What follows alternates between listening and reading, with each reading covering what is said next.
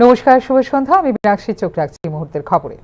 নির্বাচনের সঙ্গে সংশ্লিষ্ট আধিকারিকদের নতুন নিয়ম এবং প্রযুক্তি বিষয়ে প্রশিক্ষণের জন্য নির্দেশ দিয়েছে নির্বাচন কমিশন। প্রেক্ষিতে রাজ্য ও পর্যায়ক্রমে অনুষ্ঠিত হচ্ছে প্রশিক্ষণ কর্মসূচি। নির্বাচনের সঙ্গে সংশ্লিষ্ট আধিকারিক এবং কর্মীদের প্রশিক্ষণ কর্মসূচি পালিত হল শনিবার। রাজধানীর প্রজ্ঞা ভবনে অনুষ্ঠিত হয় এই প্রশিক্ষণ পর্ব। বুথ লেভেলে অফিসারদের প্রশিক্ষণ হয়ে গেছে। এই ক্ষেত্রে বিশেষ করে নিয়ম সম্পর্কে অবহিত করতে নির্বাচন সংশ্লিষ্ট আধিকারিকদের চলছে प्रशिक्षण, জানিয়েছেন নির্বাচন কমিশনার ব্রিজেশ পান্ডে। बीएलओस का ट्रेनिंग किया था। साथ में अभी 26-27 जून को जो है बीएलओस का और कुछ इलेक्टोरल रजिस्ट्रेशन ऑफिसर अच्छे थे, उसका इलेक्शन कमीशन ऑफ इंडिया ने, जिसमें एक डीएम भी थे, डिस्ट्रिक्ट इलेक्शन ऑफिसर। तो ट्रेनिंग होता रहता है। तो ये हमारा एक्चुअली साल भर का जो है एक्टिविटी का जो पार्ट है, उसके हिसाब से ट्रेनिंग हो रहा है। और उद्देश्य ये है कि जो देखिए इलेक्शन जो प्रोसेस होता है उसका रूल्स रेगुलेशन बहुत क्लियर है। तो हम लोगों का है कि कई बार कुछ ईआरओस ट्रांसफर हो जाते हैं, कुछ नया अपॉइंटमेंट होता है। सो कमीशन, ऑनरेबल कमीशन का कहना है कि हम लोग को हमेशा जो है ट्रेनिंग पे ध्यान देना चाहिए, जिससे कि हम लोग में सबसे मतलब हम लोग हमेशा तैयार रहें क्या रूल्स रेगुलेशन है। और आपको पता है जनरली जो है हमेशा इलेक्टोरल रोल का रिवीजन हर साल होता है, तो उसके पहले कुछ प्रिपरेटरीज एक्टिव होती हैं। तो अभी ऐसा कुछ हमारे पास ऐसा कोई डायरेक्शन नहीं है, बट जब भी होता है तो उसके बारे में क्या रूल्स रेगुलेशन है हम लोग पीरियोडिकली फेज मैनर में हमेशा ट्रेनिंग देते हैं। ये ट्रेनिंग भी यही है कि क्या इलेक्शन के रूल्स क्या है, रेगुलेशंस क्या है, जैसे रोड में रजिस्ट्रेशन का प्रोसेस क्या होता है या ईवीएम कमीशनिंग कैसी होती है। तो ये हम लोग का as a part of regular activity है, उसी को करते हैं। ভারতীয় নির্বাচন কমিশনের প্রশিক্ষণ কর্মসূচিতে অংশ নিয়েছিল ত্রিপুরার কর্মী আধিকারিকরাও বলে এদিন জানিয়েছেন রাজ্যের মুখ্য নির্বাচন আধিকারিক। বর্তমানে নতুন নিয়ম এবং প্রযুক্তি সম্পর্কে সংশ্লিষ্ট কর্মী আধিকারিকদের দেওয়া হচ্ছে প্রশিক্ষণ, জানিয়েছেন সিইও ব্রিজেশ পান্ডে। जैसे अभी पिछली बार हमारा जो 60 बीएलओ गए थे, 6 इलेक्टोरल रजिस्ट्रेशन ऑफिसर गए थे। इनफैक्ट हमने उसका ट्वीट भी किया था, अगर ध्यान हो आपको, फोटो भी डाली थी। और उसके अलावा भी कई फ्यू राउंड्स ट्रेनिंग हुए, जैसे हमारा भी ट्रेनिंग हुआ था, एडिशनल सीईओ का भी ट्रेनिंग हुआ। सो अलग अलग राउंड पे होते रहते। मेरे ख्याल से 70-80 लोग तो हम लोग ट्रेन हो ही गए हैं इसमें। इस ट्रेनिंग का अगर एक तरफ से दिखाई जाए, मुख्य वजह ये है कि इलेक्शन प्रोसेस जो है उसको स्मूथली करना। हाँ, और जो इलेक्टोरल रोल हमेशा वो बेसिकली देखिए इलेक्शन तो जो प्रोसेस है ना, उसमें तो चूंकि हमेशा लोग चेंज होते रहते हैं, तो ये पहले भी होता था और अभी भी हो रहा है। वो as a part of this thing है। अभी आजकल कमीशन और ट्रेनिंग पे फोकस दे रहा है, उसी को ध्यान में रखते, जैसे कुछ नई चीजें आती, नई टेक्नोलॉजी आ जाती, जैसे मान ली नया कोई एप्लीकेशन आता तो फिर उस पर भी। ভোটার কার্ডে একই এপিক নম্বর থাকার বিষয় প্রকাশ্যে আসতেই ভোটার তালিকায় নাম তোলার ফর্ম সঠিকভাবে পরীক্ষা করতে সতর্ক পদক্ষেপ নিতে রাজ্যগুলিকে নির্দেশ জারি করে নির্বাচন কমিশন। নির্বাচন সংশ্লিষ্ট কর্মী আধিকারিকদের ব্যবহারিক ধারণা বৃদ্ধির পাশাপাশি বিশেষ করে ভোটার নিবন্ধন ফর্ম পরিচালনা এবং নির্বাচনী পদ্ধতির তৃণমূল পর্যায়ে বাস্তবায়নের উদ্দেশ্যে প্রশিক্ষণ কর্মসূচির নির্দেশ জারি করেছে ভারতের নির্বাচন কমিশন। এক্ষেত্রে তথ্য প্রযুক্তি সরঞ্জাম সম্পর্কে ব্যবহারিক প্রশিক্ষণও পাবেন অংশগ্রহণকারীরা। কর্মকর্তাদের প্রযুক্তিগত প্রদর্শন এবং মক পোল সহ ইভিএম এবং ভিভিপ্যাট সম্পর্কে দেওয়া হবে প্রশিক্ষণ। মূলত ভোটার তালিকা স্বচ্ছভাবে তৈরি করার উদ্দেশ্যেই চলছে এই ধরনের প্রশিক্ষণ কর্মসূচি। ফিউরো রিপোর্ট, নিউজ নাও। সরকার থেকে সমর্থন প্রত্যাহার করতে প্রস্তুত তিপ্রামথা বলে সাংবাদিক সম্মেলনে যে মন্তব্য করেছেন দলের নেতৃত্ব রঞ্জিত দেববর্মা, তা নিয়ে প্রতিক্রিয়া দিয়েছেন দলের সুপ্রিমো প্রদ্যোৎ কিশোর দেববর্মন। এই বিষয় নিয়ে তার জানা নেই বলে প্রতিক্রিয়া দিলেন প্রদ্যোৎ কিশোর দেববর্মন। তবে তিপ্রাসা চুক্তি বাস্তবায়িত না হওয়ায় দলের মধ্যে হতাশা রয়েছে বলে মন্তব্য করলেন প্রদ্যোৎ কিশোর দেববর্মন।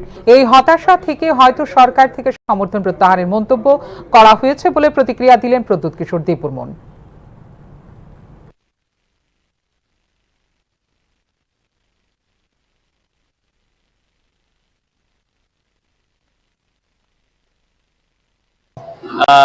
लेकिन मुझे भी अभी, मैं तो पूजा के प्रोग्राम में आया हूँ, मुझे मालूम नहीं है कि क्या स्टेटमेंट दिया गया है। लेकिन मैं रंजीत से बात करूंगा और रंजीत से पूछूंगा कि उसने क्या बोला था। आपका भी प्रेस बाइट में देख लूंगा। आज सुबह आपके साथ बात, हाँ, आज मीटिंग हुआ है और मैंने चीफ मिनिस्टर से भी बात किया है। मुख्यमंत्री जी डॉक्टर मानिक शाह से भी मेरा बात हुआ है और मैंने कहा है कि ये जो तिप्रासा अकॉर्ड है ऑलमोस्ट 18 महीना हो गया है और गांव में फ्रस्ट्रेशन है। बांग्लादेश में जो सिचुएशन है वहाँ से बहुत इलीगल लोग भी त्रिपुरा एंटर कर रहे हैं, तो एक जेन्युइन फ्रस्ट्रेशन और इनसिक्योरिटी है। और उसके व्यू में हमको लगता है कि जल्द से जल्द हमें जो अग्रीमेंट हमने 1 साल से ऊपर पहले हमने जो साइन किया था ट्राइपेटाइट एग्रीमेंट, उसका जल्द से जल्द किया जाए समाप्त। एंड चीफ मिनिस्टर ने कहा है कि वो मुझसे सहमत है और वो भी अपने तरीके से दिल्ली में बात करेंगे कि एमिकेबली ऑनरेबली ये तिपरासा अकॉर्ड कैसे सक्सेसफुली इम्प्लीमेंट किया जाए। नहीं, अगर उसने ये बोला है तो ये बोला होगा क्योंकि फ्रस्ट्रेशन है, और मैंने सीएम से बात किया है और सीएम ने बोला है कि ये आप चिंता मत कीजिए, मैं अपने तरफ से जल्द इसका सॉल्यूशन निकालने की कोशिश करूंगा। শনিবার ওমপি বিধানসভা কেন্দ্রে 200টি পরিবার বিভিন্ন দল ত্যাগ করে কংগ্রেস দলে যোগদান করেন। তাদের দলীয় পতাকা হাতে দিয়ে বরণ করে নেন প্রদেশ কংগ্রেস সভাপতি আশিস কুমার সাহা। বর্তমান রাজনৈতিক দল বিজেপি, আইপিএফটি এবং তিপ্রামথা জোটের ওপর আস্থা হারিয়েছে আদিবাসী সম্প্রদায়। বিকল্প রূপ হিসেবে চাইছে কংগ্রেস দলকে, এমনই বক্তব্য প্রদেশ কংগ্রেস সভাপতি আশিস কুমার সাহার। ভবিষ্যতে আদিবাসী কংগ্রেস জোট আরও শক্তিশালী হয়ে উঠবে বলেও স্পষ্টীকরণ দেন তিনি। একটা প্রবণতা যেটা আমরা লক্ষ্য করছি যে আঞ্চলিক দলের উপর ভরসা হারিয়ে বর্তমান রাজ্যের শাসক দল বিজেপি, আইপিএফটি এবং তিপ্রামথার যে জোট, এই জোটের প্রতি অনাস্থা এনে পাহাড়ে আজকে বিরাট পরিবর্তনের লক্ষ্যে মানুষ বিকল্প রূপে কংগ্রেসকে গ্রহণ করছে। কংগ্রেস দলকে আগামী দিন শক্তিশালী করার জন্য আমাদের আদিবাসী নেতৃত্বরা যেমন সারা পাহাড় চষে বেড়াচ্ছে, পাহাড়ের মানুষের, বিশেষ করে আদিবাসী জনগোষ্ঠীর মানুষের মধ্যে কংগ্রেসের যে গ্রহণযোগ্যতা এটা দিন দিন বৃদ্ধি পাচ্ছে। এটা শুধু বৃদ্ধি পাচ্ছে না, কংগ্রেস বাড়ি সদর দরজায় আরেকজনের গাড়ি, তাও একদিন বা দুদিন নয়, প্রতিনিয়তই হচ্ছে এই ঘটনা। উদরপিণ্ডি বুধর ঘাড়ের এই আজব কাণ্ড রাজধানী ধলেশ্বর 7 নম্বর রোড এলাকায়। প্রতিদিনই সাদা রঙের একটি পার্সোনাল কার বাড়ির গেটের সামনে দাঁড় করিয়ে রাখার কারণে চলাফেরায় ভীষণ অসুবিধায় পড়তে হচ্ছে বলে জানিয়েছেন ভুক্তভোগীরা। এক্ষেত্রে প্রশাসনের দৃষ্টিও আকর্ষণ করছেন তারা।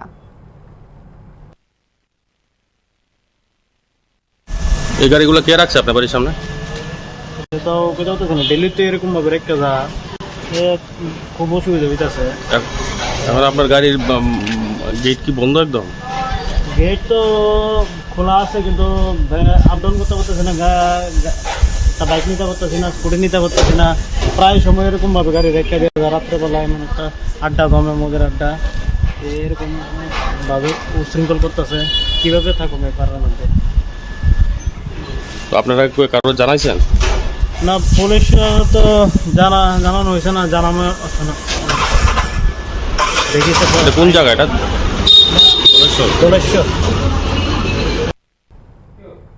সশ্রম কারাদণ্ডের ঘোষণার পূর্বে আইনের চোখে ধুলো দিয়ে পালিয়ে যাওয়া অভিযুক্তকে 24 ঘন্টার মধ্যে পাকড়াও করে 20 বছরের সশ্রম কারাদণ্ডের নির্দেশ দিল কৈলাসহরের ঊনকোটি জেলা আদালত। 9/4/2022 6 বছরের শিশুকে শ্লীলতাহানির অভিযোগে অভিযুক্তকে উপযুক্ত শাস্তি দেওয়ার খুশি এলাকাবাসী। আদালতের এই নির্দেশ ভবিষ্যতের এই ন্যাক্কারজনক ঘটনা সতর্ক বার্তা বলে মনে করছেন অভিভাবক মহল। যে স্টেটমেন্ট দিয়েছিল সেটাকে she didn't hesitate to examine everything এবং সবকিছু করেছে এবং সবকিছু কোর্টকেও আমাদের সাক্ষ্য প্রদানতে সহায়তা করেছে এবং ডাক্তারের আমার যে মেডিকেল রিপোর্ট এবং আমাদের যে সাক্ষ্য প্রদান করেছে পোস্ট স্টেটমেন্ট সবই সবের chain of evidence beyond doubt গিয়েছে, যার পর 20 বছরের সশ্রম কারাদণ্ড আমাদের স্পেশাল জাজ শ্রী অমরেন্দ্র কুমার সিং, স্পেশাল পক্সো জাজ ঊনকোটি ডিস্ট্রিক্ট, উনি 20 বছরের সশ্রম কারাদণ্ড দিয়েছেন। এটা মিনিমাম, ম্যাক্সিমাম ছিল আপনাদের এখানে আনটিল ডেথ, কিন্তু উনি এটাকে 20 ইয়ার্স দিয়েছেন, তার সঙ্গে 15,000 উনি ফাইন দিয়েছেন। যদি 15,000 দিয়েছেন অনাদায়। এখনকার মতো এই মুহূর্তে সংবাদ এই পর্যন্ত। ওনারা আপডেটস দেখার জন্য অবশ্যই নজর রাখতে হবে নিউজ নাওয়ার পর্দায়। নমস্কার।